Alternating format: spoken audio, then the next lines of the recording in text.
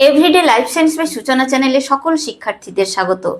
আজকে আমি তোমাদেরকে পড়াবো ক্লাস 10 এর প্রথম অধ্যায় জীবজগতের নিয়ন্ত্রণ এবং সমন্বয়। তো এই যে অধ্যায়, এই অধ্যায়ে আজকে যে পয়েন্টটি তোমাদের সামনে ডেসক্রাইব করব সেটি হলো চোখ। তো চোখ কি? চোখ হলো আমাদের দর্শনেন্দ্রিয়, তাই তো? তো আমাদের ইন্দ্রিয় কয়টি? আমাদের ইন্দ্রিয় হচ্ছে 5টি। সেগুলো কি কি? 5টি ইন্দ্রিয় হলো, 1 নম্বর চক্ষু, 2 নম্বর কর্ণ, 3 নম্বর নাসিকা, 4 নম্বর জিহ্বা, 5 নম্বর হচ্ছে ত্বক। এই চোখকে আমরা বলে থাকি চোখ বা চক্ষু। কর্ণ, কর্ণ বলতে আমরা বুঝি আমাদের কানকে। নাসিকা, নাসিকা বলতে আমরা বুঝি আমাদের নাক। জিহ্বা বলতে আমরা বুঝি আমাদের জিভ। ত্বক বলতে বুঝি আমাদের চামড়া বা স্কিন যাকে বলা হয়।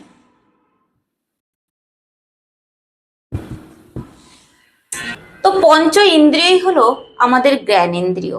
এই জ্ঞানেন্দ্রিয় বলতে আমরা কি বুঝি?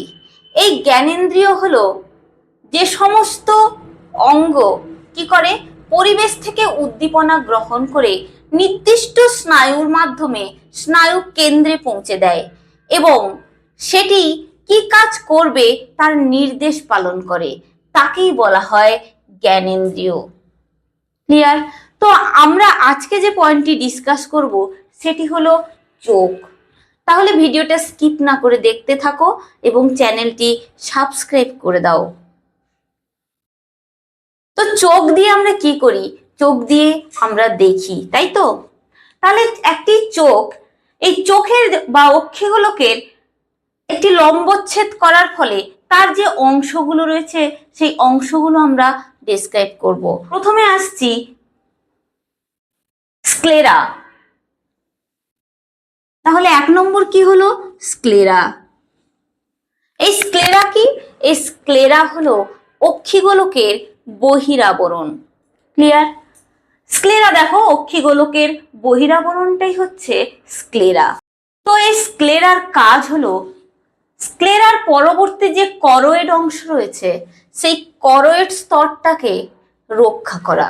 এরপরে 2 নম্বর আসছি কর্নিয়া। এই কর্নিয়াটা কি? কর্নিয়া হলো দেখো করোয়েডের সামনের দিকে অবস্থিত একটি উত্তলাকার অংশ বিশেষ। তো এই কর্নিয়ার কাজ কি? এই কর্নিয়া প্রতিসারক মাধ্যম হিসেবে কাজ করে। কি হিসেবে কাজ করে? প্রতিসারক মাধ্যম হিসেবে কাজ করে। 3 নম্বরে আসছি করোয়েড।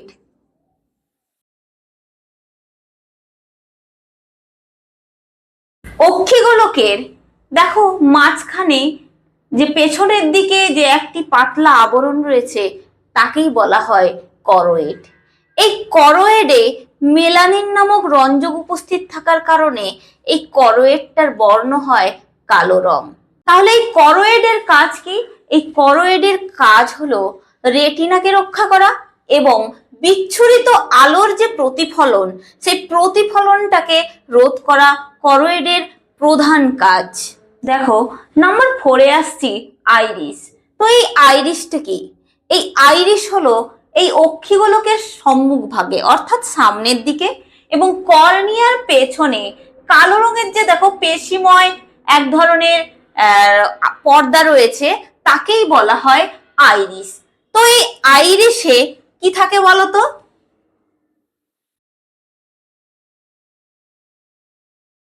এই আইরিসে 1 থেকে 8, তো 1 to 8 মিলিমিটার ব্যাস বিশিষ্ট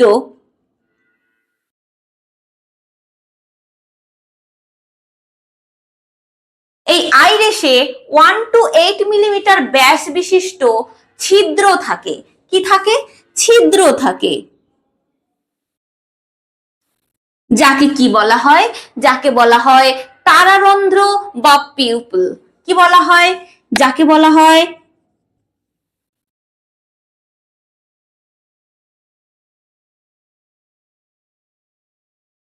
তারারন্ধ্র বা পিউপল। ক্লিয়ার? তাহলে দেখো এই আইরিসের কাজটা কি?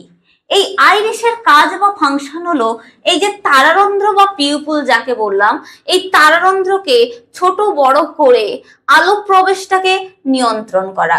এরপর 5 নম্বরে আসছি রেটিনা। তো এই রেটিনাটা কোথায় অবস্থিত? রেটিনা অক্ষিগোলকের সব থেকে ভেতরের স্তর। কি বললাম? এই রেটিনা হলো এই অক্ষিগোলকের সব থেকে ভেতরের স্তর। তো এই রেটিনায় দুই ধরনের স্নায়ুকোষ থাকে। কি কি? একটি হচ্ছে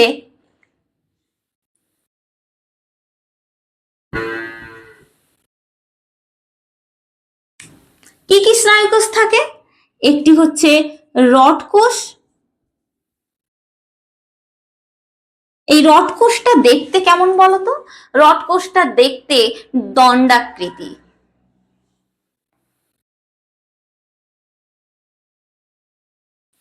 অপরটি হলো কোন কোষ। এই কোন কোষটা দেখতে কেমন বলতো? এই কোন কোষ দেখতে অনেকটা শাঙ্কবাকার।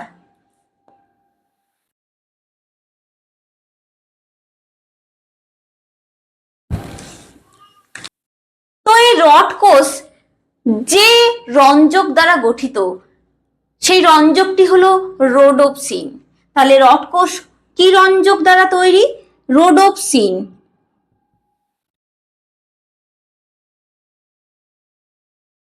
এবং এই যে কোন কোষ, এই কোন কোষ যে রঞ্জক দ্বারা গঠিত, সেই রঞ্জকটি হচ্ছে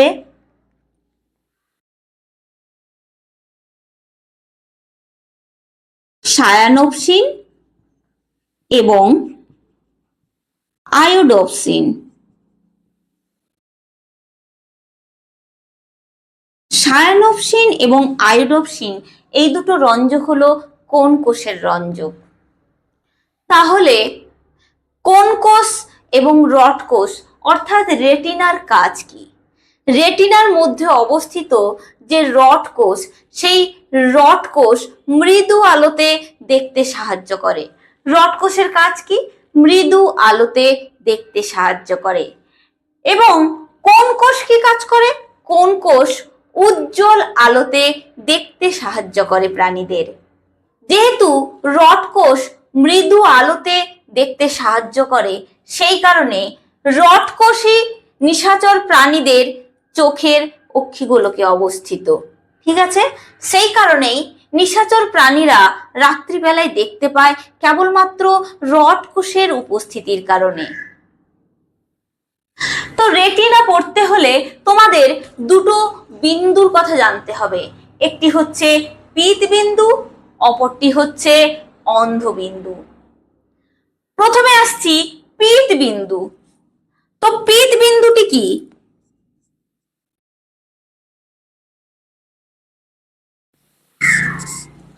পীত বিন্দু হলো রেটিনার এমন একটি স্থান, যে স্থানে কোন কোষের সংখ্যাটা বেশি, তাকেই বলা হয় পীত বিন্দু।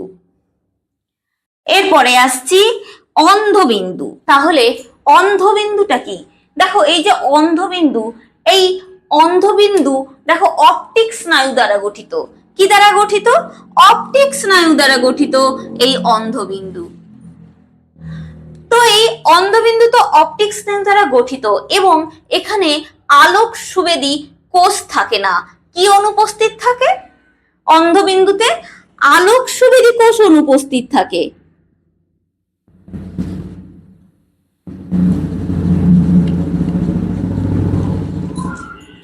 এই আলোক সুবেদী কোষগুলো অনুপস্থিত থাকার কারণে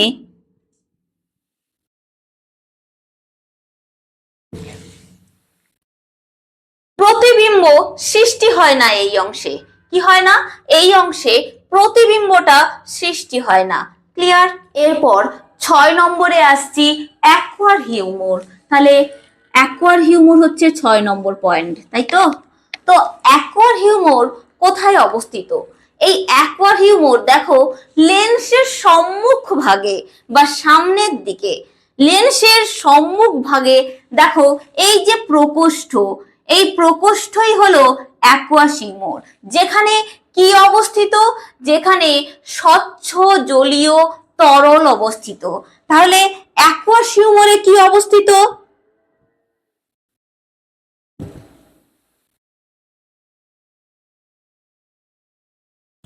এই অ্যাকুয়াস হিউমরে অবস্থিত স্বচ্ছ জলীয় তরল।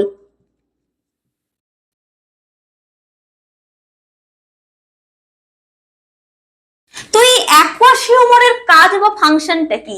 এই যে অ্যাকুয়াস হিউমর, এই অ্যাকুয়াস হিউমরের ফাংশন হলো প্রতিসারক মাধ্যম হিসেবে কাজ করা।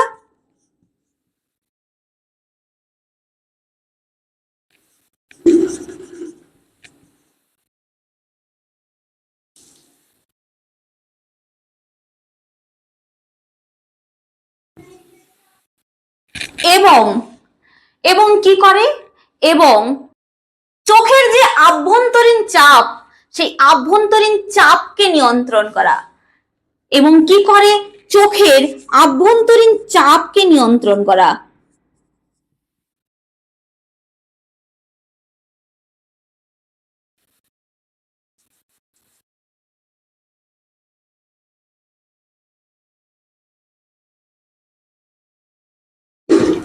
দেখো এরপরে নাম্বার 7-এ আসছি, লেন্স। তো এই লেন্স কোথায় অবস্থিত? এই লেন্স অক্ষিগোলকের সম্মুখ ভাগে, কি বললাম? অক্ষিগোলকের সম্মুখ ভাগে দেখো আইরিসের ঠিক নিচে অবস্থিত, তাই না?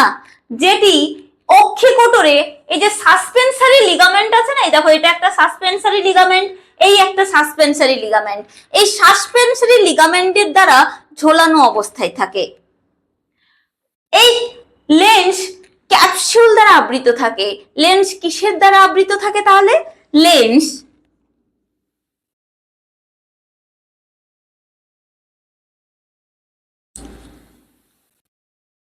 লেন্স ক্যাপসুল দ্বারা আবৃত থাকে।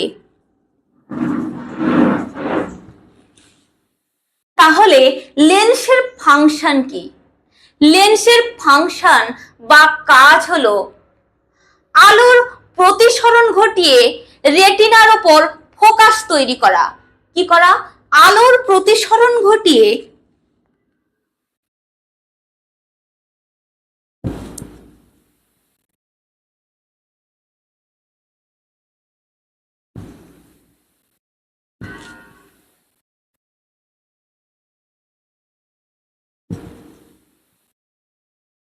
রেটিনার উপর ফোকাস সৃষ্টি করাই হচ্ছে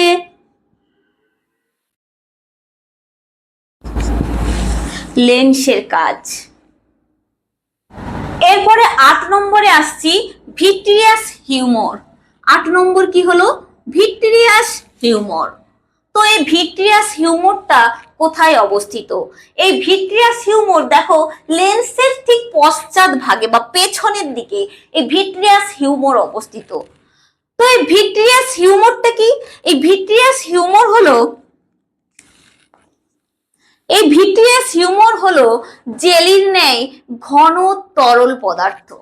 কিসের ন্যায়? জেলির ন্যায়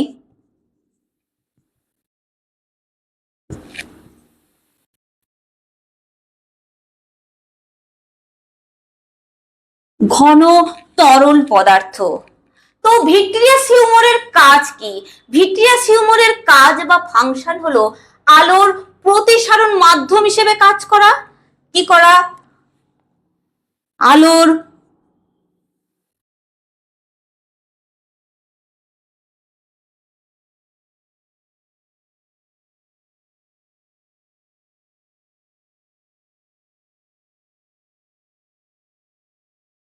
আলোর প্রতিসরণ মাধ্যম হিসেবে কাজ করা এবং আভ্যন্তরীণ যে চাপ, সেই আভ্যন্তরীণ চাপ নিয়ন্ত্রণ করা।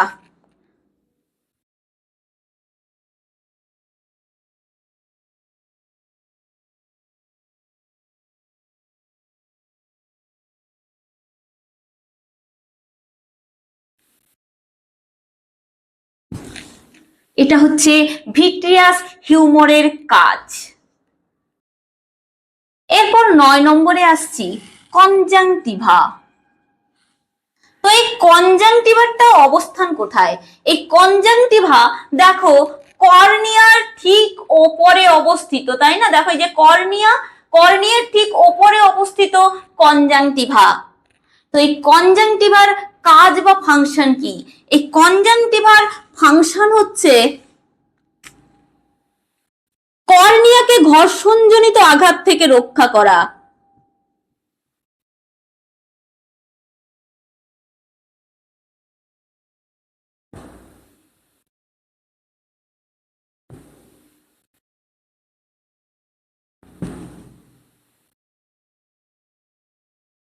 কর্নিয়াকে ঘর্ষণজনিত আঘাত থেকে রক্ষা করাই হলো কনজাংটিভার প্রধান কাজ। 10 নম্বরে আসছি অক্ষিপল্লব।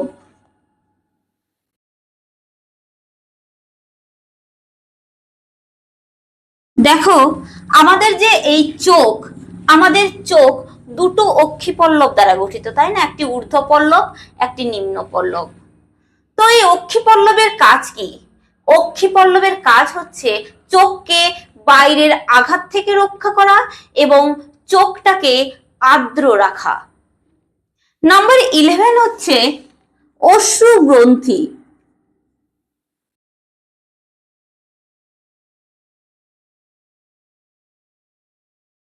এই অশ্রু গ্রন্থি কোথায় অবস্থিত? ঊর্ধ্ব পল্লবের নিচে এক ধরনের বাদাম আকৃতির গ্রন্থি আছে যাকে বলা হয় অশ্রু গ্রন্থি। তো এই অশ্রু গ্রন্থির কাজ কি? চোখকে সিক্ত রাখা, অর্থাৎ অশ্রু ঝরিয়ে সারা চোখটাকে সিক্ত রাখা। দেখো এই যে অশ্রুতে মানে চোখের জলে অশ্রুতে লাইসোজাইম, এই লাইসোজাইম নামক উৎসেচক উপস্থিত যা ব্যাকটেরিয়াকে ধ্বংস করতে সাহায্য করে। ক্লিয়ার?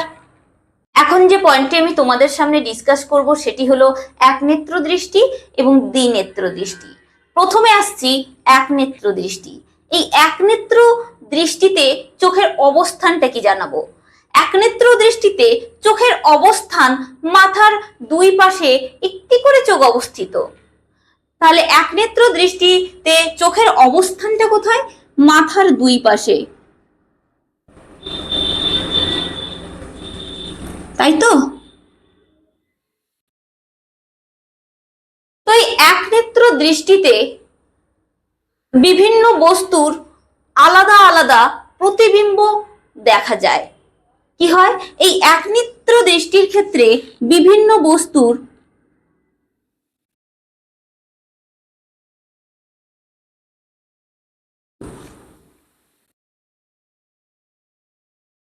আলাদা আলাদা প্রতিবিম্ব দেখা যায়।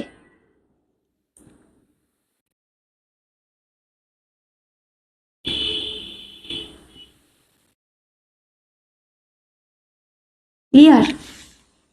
এই একনেত্র দৃষ্টিতে আর কি দেখা যায়? বস্তুর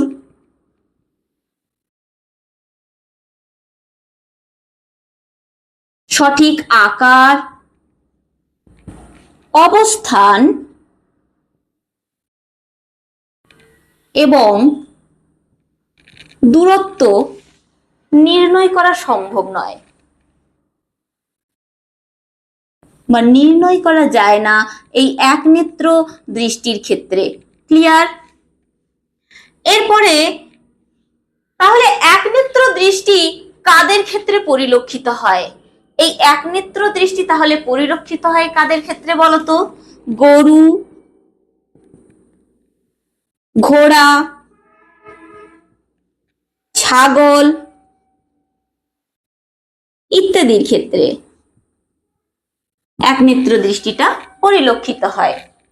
এরপরে আসছি দ্বিনেত্র দৃষ্টি। এই দ্বিনেত্র দৃষ্টিতে চোখের অবস্থানটা কোথায়? দ্বিনেত্র দৃষ্টির ক্ষেত্রে চোখের অবস্থান হচ্ছে মাথার সামনের দিকে, অর্থাৎ মানুষের ক্ষেত্রে দ্বিনেত্র দৃষ্টি পরিলক্ষিত হয়।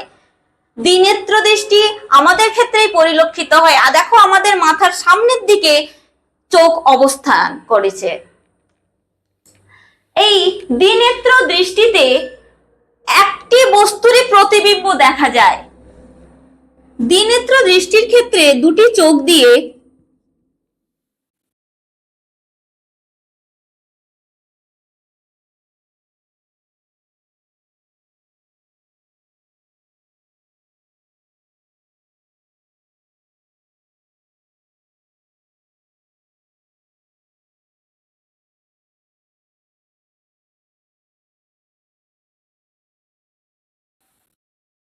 একটি বস্তুর একটি মাত্র প্রতিবিম্ব গঠিত হয়।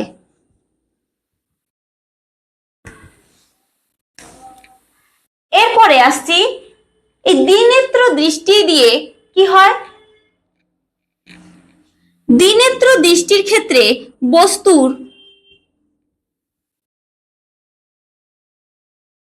সঠিক আকার,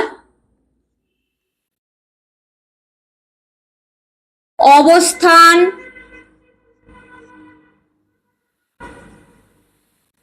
এবং দূরত্ব নির্ণয় করা সম্ভব। তাহলে দ্বিনেত্র দৃষ্টি কাদের ক্ষেত্রে পরিলক্ষিত হয়? প্রধানত মানুষের ক্ষেত্রে এই দ্বিনেত্র দৃষ্টিটা পরিলক্ষিত হয়।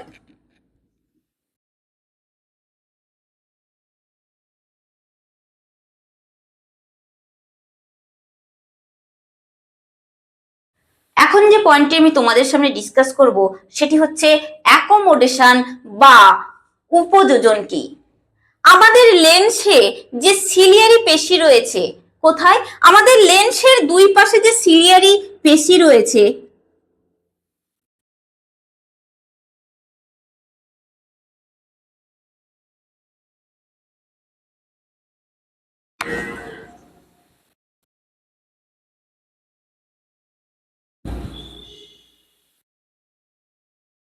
এই সিলিয়ারি পেশির সংকোচন এবং প্রসারণের ফলে লেন্সের বক্রতার পরিবর্তন ঘটে।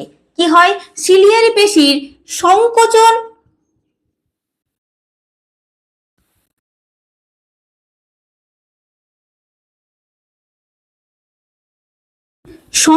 এবং প্রসারণের ফলে কি হয়? লেন্সের বক্রতার পরিবর্তন ঘটে।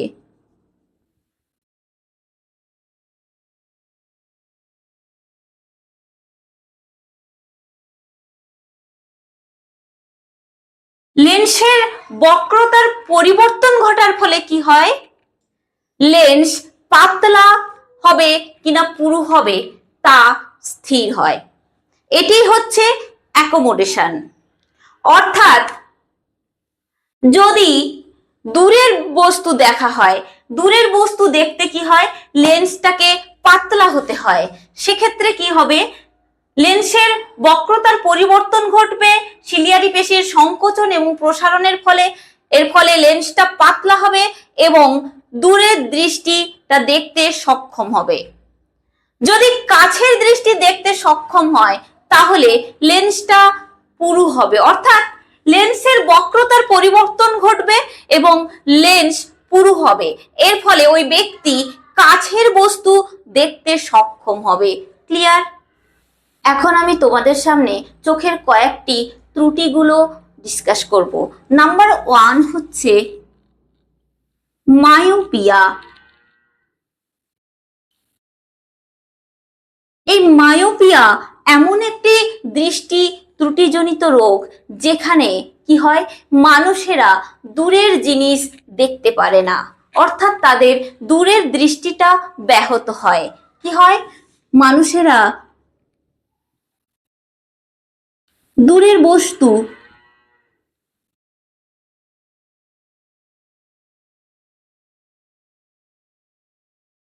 এক্ষেত্রে আমরা কোন লেন্স ব্যবহার করব? এক্ষেত্রে আমরা যে লেন্স ব্যবহার করব সেটি হচ্ছে অবতল লেন্স। ক্লিয়ার? নাম্বার 2 এ আসছি হাইপারমেট্রোপিয়া।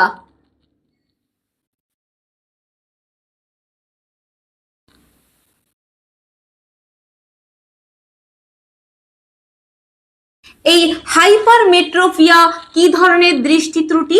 এই হাইপারমেট্রোপিয়া ক্ষেত্রে ব্যক্তি নিকটস্থ বস্তু দেখতে অক্ষম হয়, অর্থাৎ কাছের কোনো জিনিস দেখতে পায় না স্পষ্টভাবে।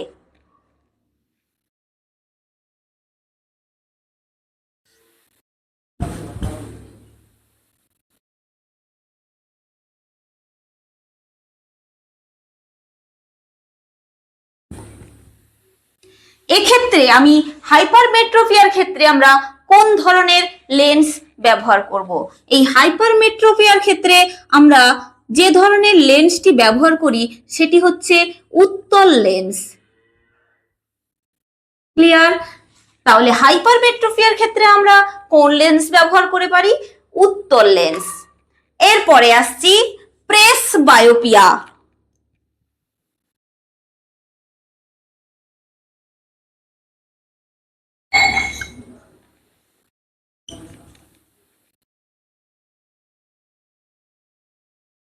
এই প্রেস বায়োপিয়া রোগটা কি?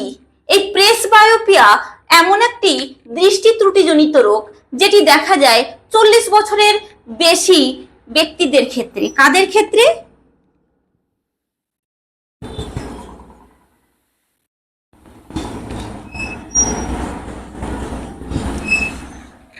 এক্ষেত্রে কি হয়? লেন্সের স্থিতিস্থাপকতা নষ্ট হয়ে যায়। কি হয়?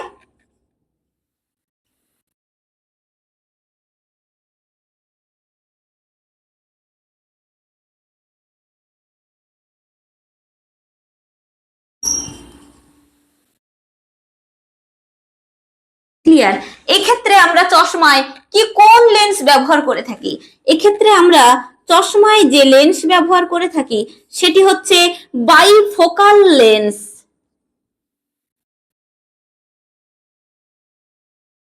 তো এই বাইফোকাল লেন্সটি কি? এই বাইফোকাল লেন্স হচ্ছে এমন এক ধরনের লেন্স সমন্বিত চশমা যেখানে দুই ধরনের লেন্স সমন্বিত কাঁচ আমরা ব্যবহার করে থাকি। অর্থাৎ এই ধরনের লেন্সে, অর্থাৎ বাইফোকাল লেন্স সমন্বিত চশমার ক্ষেত্রে আমরা ওপরের দিকে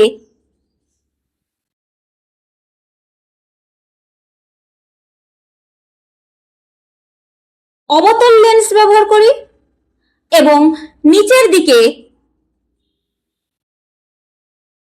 কোন লেন্স ব্যবহার করি? উত্তল লেন্স ব্যবহার করে থাকি। ক্লিয়ার? নাম্বার 4 এ আসছি ক্যাটারাক্ট। ক্যাটারাক্ট বা বাংলায় যাকে বলা হয় চোখে ছানি পড়া। এই ক্যাটারাক্ট বা চোখে ছানি পড়াটা কি? এই ক্যাটারাক্ট বা চোখে ছানি পড়াটা হচ্ছে সাধারণত বেশি বয়স্ক লোকেদের ক্ষেত্রে কি হয়, লেন্সের ওপরে, আমাদের যে চোখের লেন্স, এই লেন্সের ওপরে প্রোটিন জমতে জমতে একটি আস্তরণের সৃষ্টি হয়, যার ফলে ওই মানুষটি বা ওই ব্যক্তি হঠাৎ করে সবকিছু স্পষ্টভাবে দেখতে পায় না। একেই বলা হয় চোখে ছানি পড়া। এক্ষেত্রে কি করা হয়? সেই আক্রান্ত চোখটিকে সার্জারির মাধ্যমে ছানিটাকে সরিয়ে দেওয়া হয় এবং ওই ব্যক্তিকে যে লেন্স যুক্ত চশমা ব্যবহার করতে দেওয়া হয় সেটি হচ্ছে উত্তল লেন্স সমন্বিত চশমা।